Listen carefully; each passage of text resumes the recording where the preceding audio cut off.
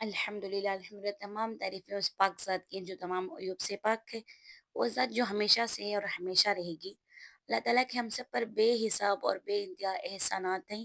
ان احسانوں میں سب سے بڑا احسان یہ کہ اللہ نے ہمیں ایمان والا بنایا ہے اور اس کے بعد حضور صلی اللہ علیہ وسلم کی امت میں پیدا فرمایا۔ آج دیکھو انسان ہر طرح سے پریشان ہے، ہر انسان پریشان ہے۔ ہم سوچتے ہیں کہ ہمیں ایک کچھ پریشانی ہے، ہمیں ایک پریشانی میں مبتلا ہیں، ہمیں ہماری جیسی پریشانی دوسروں کو کسی بھی نہیں ہے۔ ہماری سوچ ایسی ہے، لیکن اگر ہم دوسروں کے معاملوں میں دیکھیں گے، دوسروں کی زندگیوں میں جا کر جھانک کر دیکھیں گے تو ہمیں پتہ چلے گا وہ بھی ہماری طرح پریشان ہے اور اس سے بھی زیادہ پریشان ہے۔ کوئی صحت کے لائن سے پریشان ہے، کوئی مال سے پریشان ہے، کوئی شادی کے لیے پریشان ہے، کوئی شادی سے پریشان ہے، کوئی اولاد کے لیے پریشان ہے اور کوئی اولاد سے پریشان ہے۔ اللہ ہم سب کی حفاظت کرے۔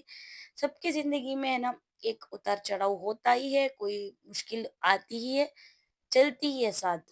ایسا نہیں کہ ہمیشہ خوشی ہی ملے گی زندگی میں سب کچھ ملے گا۔ زندگی میں خوشی بھی آئے گی اور خوشی ہمیشہ نہیں رہے گی، اور یہاں کی تکلیف بھی ہمیشہ نہیں رہے گی۔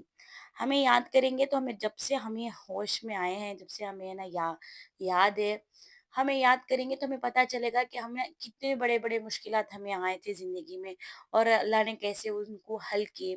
تو ہمیں یاد کریں گے تو ہمیں پتہ چلے گا کہ ہمیں کتنے بڑے مشکل میں تھے اس ٹائم پہ۔ اللہ تعالیٰ اس ٹائم کے بعد بھی ہمیں ہمارے لیے خوشیاں دیے تھے، خوشی آئی تھی ہمارے زندگی میں۔ تو ایسا ہی ہے اب بھی، جو جتنے بھی لوگ پریشان ہیں یہ سن رہے ہیں، تو وہ لوگ سوچ لیں کہ اب ہم پریشان ہیں تو انشاءاللہ اس کے بعد راحت بھی ضرور آئے گی انشاءاللہ۔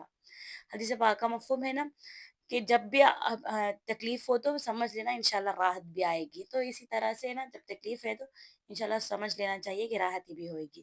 جب ہے نا فقر آ جائے، تنگ دستی ہو جائے تو سوچ لینا کہ اب فراغی بھی ہوگی انشاءاللہ، اللہ برکت بھی عطا فرمائیں گے انشاءاللہ۔ ہر انسان پریشان ہے، لیکن بہترین انسان وہ ہے جو اللہ کے حکم کو پورا کرے۔ انسان ہے نا ایمان لانے کے بعد سب سے بڑا عمل جو ہے، سب سے بڑی چیز جو ہے، نماز ہے۔ اگر انسان نماز کی توفیق انسان کو مل جائے تو وہ سب سے بہت اچھا انسان ہے۔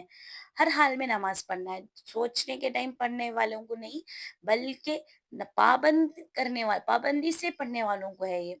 جو بھی بندہ ہے نا 5 وقت کی نماز کو خشوع و خضوع کے ساتھ پڑھتا ہے تو اس کی زندگی میں انشاءاللہ اللہ ضرور برکت دیں گے انشاءاللہ۔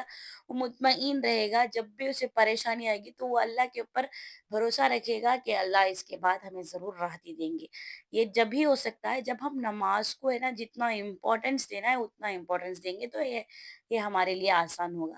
اگر ہم نماز کو چھوڑ دیں گے تو ہمیں خالی ڈر رہے گا، ہمیں ہماری زندگی سے ہمیں ڈر رہے گا، اس کے بعد کیا ہوگا پتہ نہیں، کیسا گزریں گی زندگی پتہ نہیں، کیا ہوئے گا، ایسے ہی انسان ہے نا الجھا ہوا ہوگا۔ اگر ہم نماز میں اللہ کے حکم کو پورا کریں گے، اگر ہمیں نمازوں کو اپنے اوقات پر پڑھیں گے تو ہمیں انشاءاللہ ہمیں نا مطمئن رہیں گے، اللہ پر ہمیں بھروسہ رہے گا انشاءاللہ۔ اللہ کرنے والے ہیں، اللہ تعالیٰ یہ تکلیف کے بعد بھی اللہ تعالیٰ راحت ہی دیں گے انشاءاللہ کر کر، ہمیں ہے نا ہمارے دل میں سکون رہے گا۔ جس کی نماز جاندار ہوگی اس کی زندگی اتنی شاندار ہوگی۔ تو اسی لیے کیا کرنا ہے، نماز کو اپنے اوقات پر پڑھنا ہے۔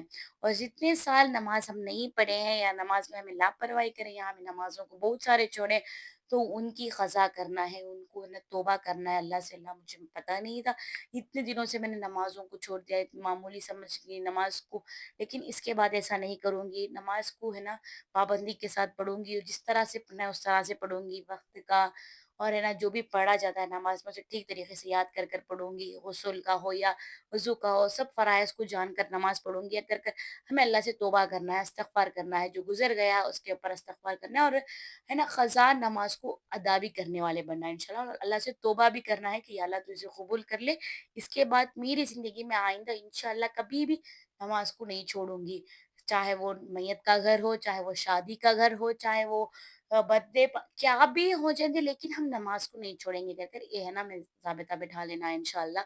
جس جگہ بھی جائیں گے انشاءاللہ نماز کی پابندی کریں گے، اور جب بھی کبھی نماز چھوٹ جائے تو اسی دن ہمیں اس کی قضا کر لینی ہے، چھوڑنا نہیں ہے نماز کو انشاءاللہ۔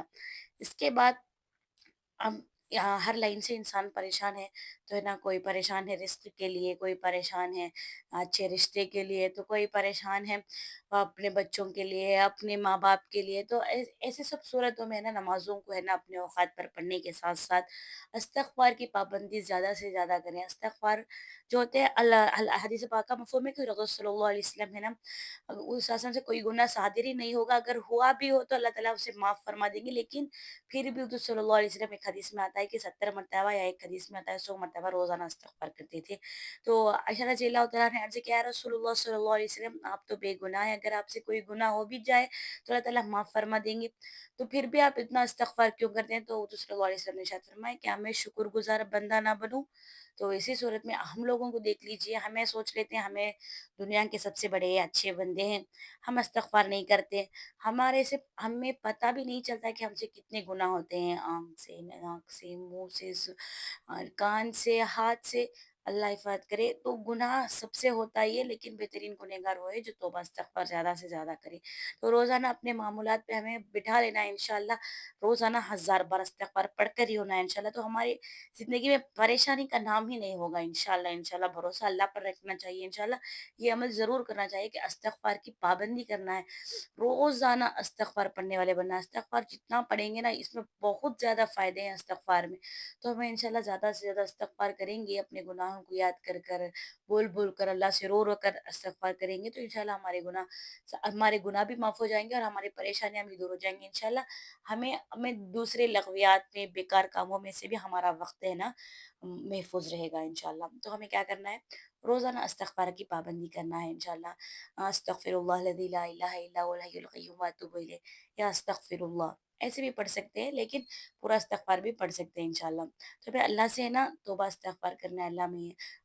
हमें हमारी ज़ुबान में जितना, अल्लाह ताला तो नीयत को देखते हैं ना इंशाअल्लाह, हमें बोलना भी अल्लाह से, या अल्लाह मैंने ये ऐसे वक़्त में, वो टाइम में मैंने इतना बड़ा गुनाह किया था, या अल्लाह तूने लोगों के सामने ये गुनाह मेरा नहीं लाया, तो तेरी बहुत बड़ी शान है या अल्लाह, तू मुझे माफ़ करने वाला है। अल्लाह से दुआएँ करना है इंशाअल्लाह, अल्लाह ताला ज़रूर माफ़ करेंगे।